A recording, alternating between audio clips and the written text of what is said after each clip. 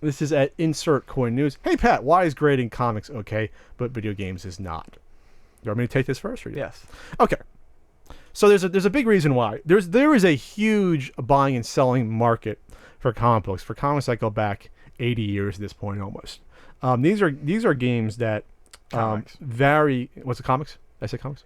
You said games. All right, yeah. Comics have been bought and sold in a large. We're talking tens of thousands of dollars for like at least 30 years now. Not back to the 70s, they were going over $1,000 even back then. Some of them, and the quality and condition of a comic can range drastically from something with a half a ripped off cover, torn pages, yellow brittle pages because it's been taken care of. There's lots of pieces to a comic book that really staples rolling on the spine, things that stress marks that really define in particular how to grade a comic from a 0.5 poor to a 10, which is gem mint or basically brand new. And so the price of your comic will swing just violently back and forth depending. If I just put a crease on the cover, it can drop 2 points right there. From an 8 to a 6. And this is a big deal when you're buying and selling comics worth thousands of dollars. So they had to come up with a system, a universal system, in order to make sure that when I'm buying a comic book, not only is that comic book, in the condition that it should be, that it's also there hasn't been any sort of restoration done to it at the same time. Because restoring a comic book brings the price down to, in theory, what that comic would be without the restoration, or even lower. So it's a very mature market. So why is that okay but video games is not? Because when you are grading a video game, first of all, you're not grading the video game. You're grading the box and seal quality of the video game. When you grade a comic book, they go through every page and look at it. They make sure whether or not there's been any work done on the comic book, whether or not it's authentic, whether or not there are any what do they call it, color touch-up, restapling, pressing, sealing, replacing pieces. When they get a video game that's sealed, oh, is this seal real? We think it is.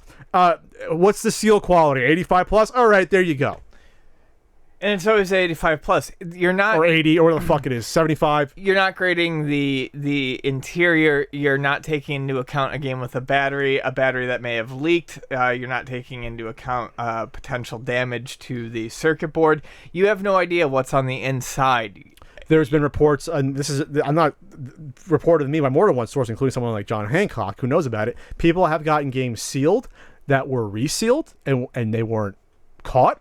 Yes. So those are something that if they're grading comics from the 30s to the 70s and 80s, that they don't have to be concerned about that to begin with. But they are looking at, when you're grading a comic, you're looking at every single page. These are highly trained and experienced people. And it's more than one company doing it, by the way. There's 2 or 3 that do it. There is one main one, but there's still multiple companies that have done it.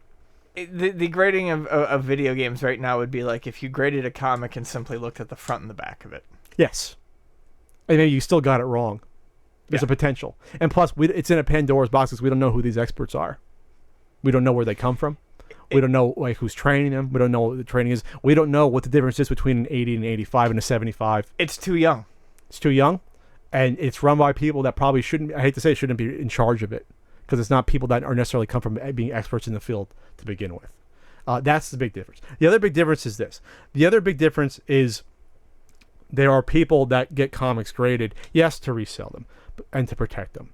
But that's to me not why the impetus of it starting. So when you are collecting these really, really old comics, I would love to have it personally graded, just because if it's sealed in that case, it's airtight, nothing's getting in there, it's protected. There's also really cool information about the game, about the comic on top as well. First appearances, et cetera, et cetera, et cetera. They're easily displayable.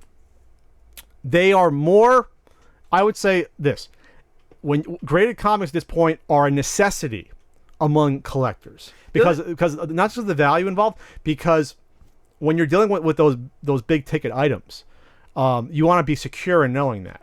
When it comes to sealed games, if I see a sealed game that looks pretty damn good, I don't give a shit if that's an 80 or 85, me personally. I don't see there being that big a difference in value, and there's no really established difference at this point.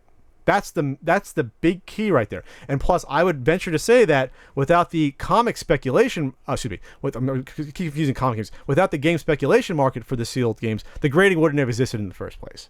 It didn't exist from the problem existing. They created it. They tried to create a need for it. I think that's the difference. Exactly. That makes sense. Yes.